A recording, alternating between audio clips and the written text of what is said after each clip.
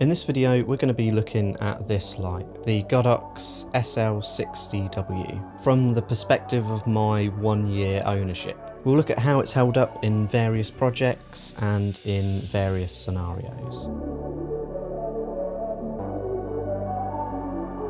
So what do you get? The GODOX SL60W is a continuous 60 watt LED video light, but it can be used for photography as well. It has a fixed colour temperature, and most of the ones you'll find online will be 5600 Kelvin, but for some reason the one that I got was 4500 Kelvin. It's at 4500 lumens with a CRI value of 93. In the box you get the unit itself, a mains power cable, a reflector, which is a Bowens mount, and you also get a remote as well. Sadly, it doesn't come with a carrying case or a bag of any kind, but there are Pelican cases and various bags online that you can buy that are designed for this light specifically. The build quality. A lot of people compare this light to the ever popular Aperture 120D, and for good reason. They're arguably both on the same tier, with the GODOX light being a fraction of the price of the Aperture. The build quality is subpar, with the materials being mainly plastic. You've then got a standard light stand mount. It comes with a Bowens mount for attaching a light dome, softboxes, barn doors, etc., including the reflector that comes with the light. The handle on the side is by far the worst about the build quality in my opinion. It can never really seem to get exactly in the position that I want it to, and I'm always worried about it snapping or damaging the teeth that are responsible for holding it in place. Having said that, nothing on the exterior has broken or has had to be replaced, so it's good enough. The features.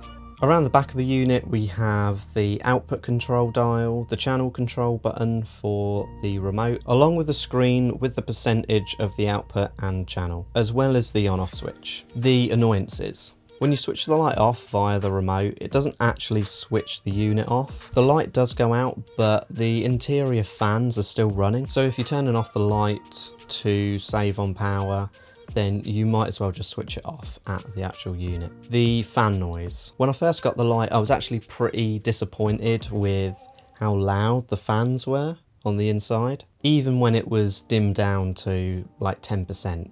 So I went ahead and replaced the fan with a computer fan that I had, which was an improvement until that gave out, and I bought a brand new one online, which was the Noctua NF A8ULN that everybody seemed to recommend online, to which I've had no problems with that, and it is very quiet. The colour accuracy. The colour accuracy isn't bad given the price. It has a CRI value of 93, which is pretty good. However, there are some subtle colour shifts. These are subtle at worst, and when it comes to using a custom white balance, I'm really OCD when it comes to accurate colours and retaining correct whites and skin tones in camera. But to be honest, I haven't noticed any of that using this light. So for a general purpose light, it's not something that I would worry myself about too much. The dimmer and brightness. Unfortunately, you can't dim this light any lower than 10%, and the brightness is adequate for interviews, product shots, etc. Right now I've got the light as my key.